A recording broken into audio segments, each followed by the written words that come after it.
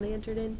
So we're going to do a little bit of a math history through the grades with inequalities. So maybe in elementary school, you had the basics, right? And your teacher probably was trying to teach you which way opens up for me it was Pac-Man.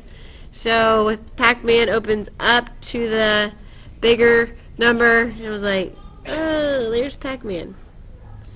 He eats the bigger number. Maybe you had an alligator or something. So, you could quickly fill these in just for fun. Done. Elementary school has passed. Now we're in middle school. Do you remember in middle school? Remember what you looked like in those school pictures in middle school? Was it a good time? Bad time? That's okay. You probably had letters enter the scene in middle school for the first time in math class. So here we have fill in for x. Which one is greater than 7? And you'd have to pick, okay, there's just one there. Which one is less than or equal to? So that one would be these guys here, all of those. And then less than 4, so we have these options. Super basic, but just a little refresher. I think sometimes we still go, which one is it? Which way does it open? The bigger one. So then in underclass high school, maybe freshman year, you might have done some simple solving of inequalities. So these are all just one step. I'm not going to do a whole lot of work on the side. Just on this one, you'd have to add 7 to both sides, and you would get -5 is greater than x. When we're graphing, it helps to have x on the left side. So you just need to make sure the point, it stays pointing to the same value when you flip it around. So x is less than -5. Now we put it on a number line. We have to remember open and close circles. So remember, does anybody remember if that's open or closed? It's open. Yes, good. So that's open because it's simply a greater than symbol. So that means -5 is actually not included in the statement, right? The arrow points, you can remember that, to the direction you want your line to go on the graph. So if I plug -5 into that inequality, it's false, right? So that's why open circle indicates it's not actually including that value. And then on number 2, we'd add 1 to both sides and get r is greater than or equal to 5. So then obviously this is the one. When you have the underline, that's where it's included, the value's included. So we have a closed circle at 5, opening up to the right, or pointing to the right. And then in number 3, add 6 to both sides. So n is going to be less than or equal to -8. -8 is here. Again, we have a closed circle pointing to the left.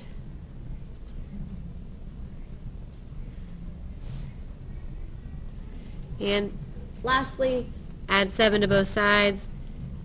And b would be less than -5. So we go to -5, open circle here, pointing to the left. Enter the scene, junior year, algebra 2, and,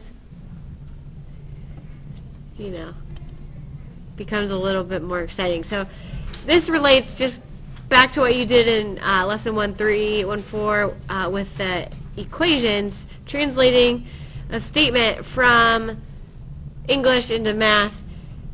5 fewer than a number, I know that's like n minus 5 or x minus 5, at least. Now you have to translate at least. Up here we translated at most was a less than or equal to symbol, and it might not hurt to kind of jot that down so you can reference back. So at least is going to be the greater than or equal to symbol. This side is going to be greater than or equal to at least 12. So it could be 13, it could be 14. If you get to the point where you can't remember which one's which, just put numbers there, and it might help you. 11 doesn't make sense, for 11 is at most 12, but 13 makes sense. So at least, but 12 would be included. So the underline is important there. So there's the inequality. Example 2, what is the solution here? So similar to what we do when we're solving an equation, we distribute and simplify first. So negative 6x plus 15 plus 1 is greater than or equal to 4. Simplify by combining your like terms.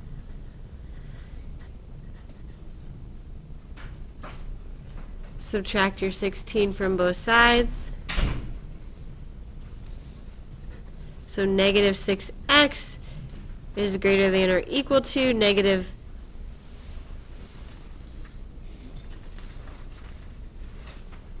what?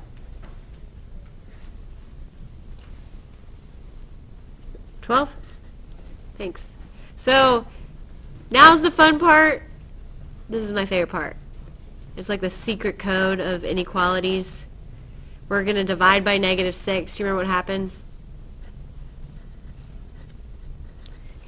If you multiply or divide both sides by a negative, what do you have to do? Exactly. So we flip the inequality symbol. So now we have x is less than or equal to 2.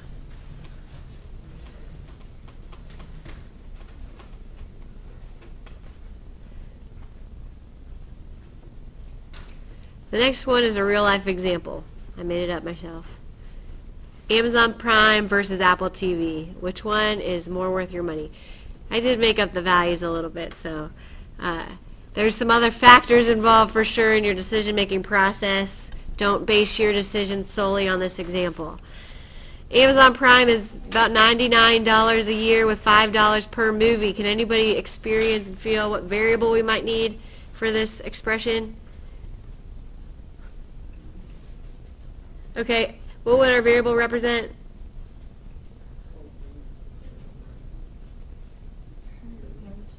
The number of movies, right? When we see the word per, that's an indication that's the thing that's going to be changing each time in the per movies part. We're going to watch some unknown number of movies, so let's just call that M for the number of movies.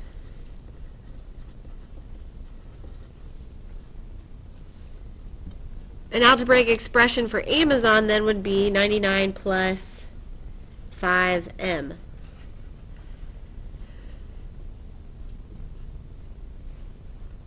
The expression then for Apple TV is going to be, well, it's initially that $400 would be the constant, and then it's only $3 per movie on the Apple TV in this situation. So 2M. You have to wait till that last sentence. It says how many. Yeah, thanks. How many movies must you rent in a month for the second plan to cost less than the first plan? So you have to really be careful. The second plan less than the first plan, your symbol would go in that direction. And from here, it's a pretty simple expression to solve. Collect the variables all on one side, subtract 3m from both sides. So 99 plus 2m greater than 400. Need more space, I'm going to come over here. Subtract the 99 from both sides, so 2m is greater than 301. Divide both sides by 2. M is going to be greater than 150 and a half.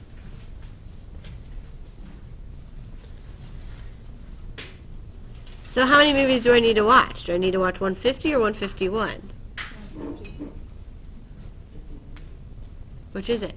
150 or 151? Why do you say 150? Because you can't go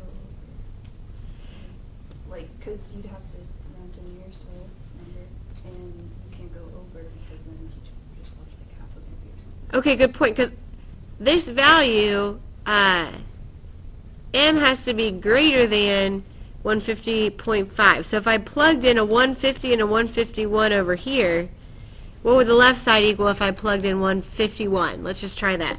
Try and plug in a 151 in here.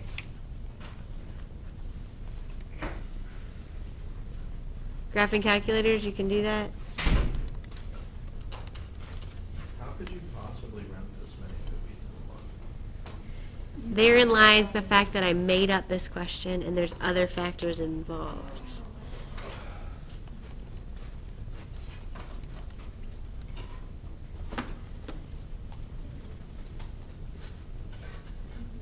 I plugged in 151 and I got this.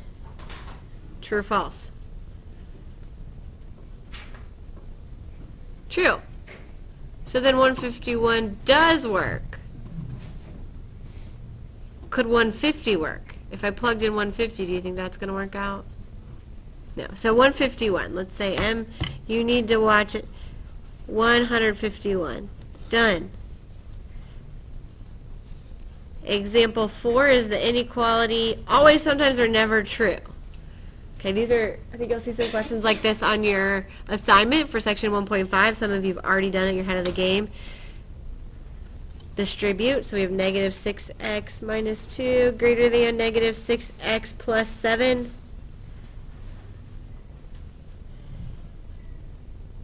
Uh-oh, what's going to happen here? If we add 6x to both sides, the 6x's cancel out, and there's 0 on the x portion of this. It says negative 2 is greater than 7. When is that true? Never, ever.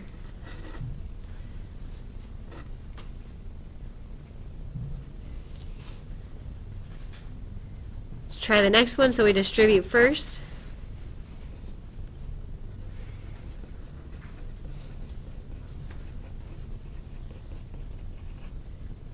So combine the like terms here. 3x minus 15 is less than or equal to 3x plus 8. Again,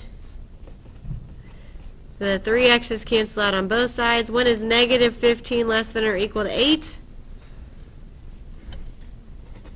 Always.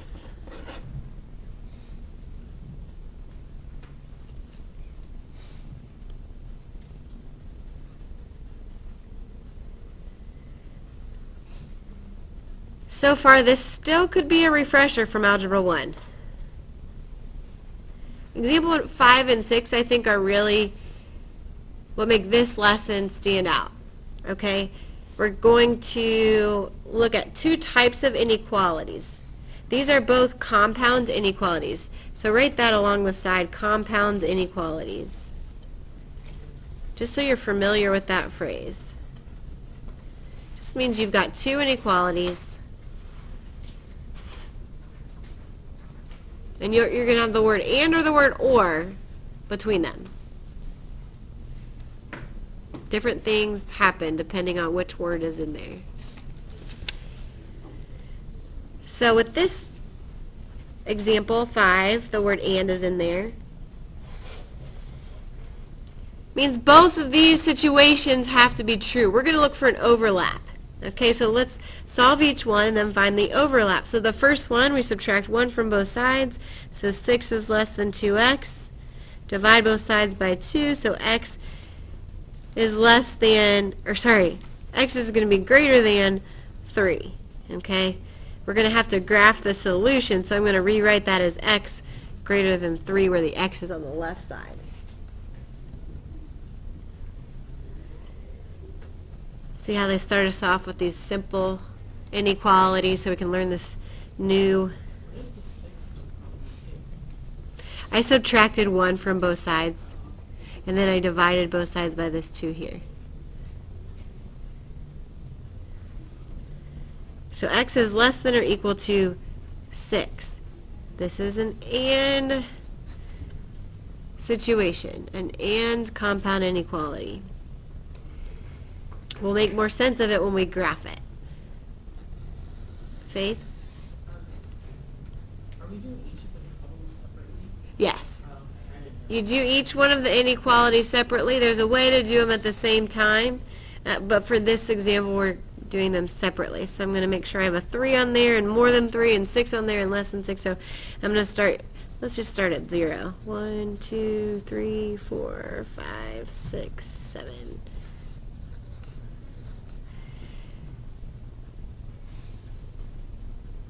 So for the sake of this question, I'm going to write, well, actually I'm just going to write directly on there.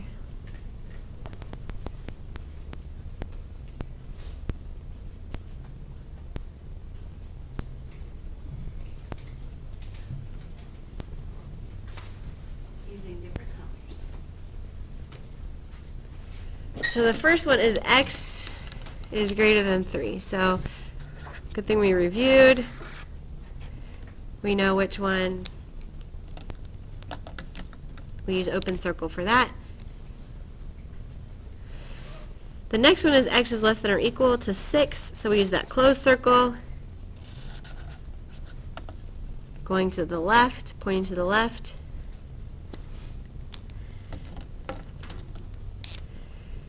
The overlap then is between those blue dashes. So we can write one expression that represents the solution to this compound inequality. So x has to be somewhere in here. So x needs to be between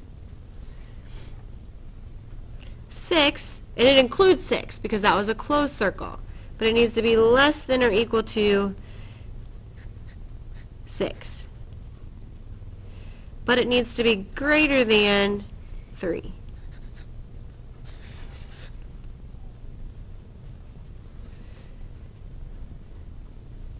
This is the compound inequality with and. Compound inequality with or. What is the solution now for this situation? So again, we solve. So k will be greater than or equal to -1, right, once we subtract the 7. Or, it's 8 plus k. So 8 plus k, we'll have to subtract that 8 on both sides. So k would be less than -5.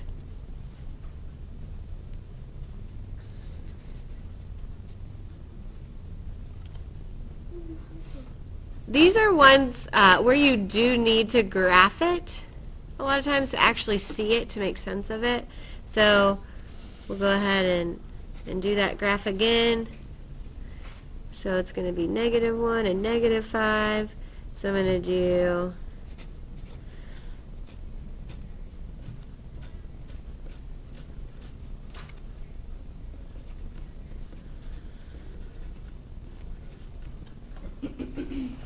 you just want to make sure and include, like it says, less than -5. So I know I need some numbers below -5 just to give me a good picture. And it says greater than or equal to -1, so I'm going to need some numbers higher than -1. That's how I choose what numbers to include in my number line. It's not like a set -10 to 10 every time. So we'll do the first one. K is greater than or equal to -1 is up here.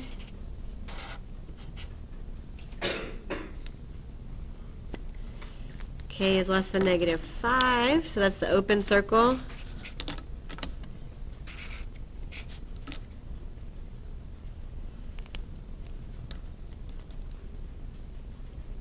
When we say or, we include everything, okay? So our actual final answer is that whole expression right there. Would it be true to say that -7 fits into this statement here? Well, -7 is here. -7 is less than -5. It fits because it's greater than or equal to -1, or it is less than -5. So it fits. If I chose 2, does that fit? Is 2 greater than or equal to -1? Yes, it is. Is 2 less than -5? It's not. But because it's this or this, it does satisfy that expression. So those are your notes for today.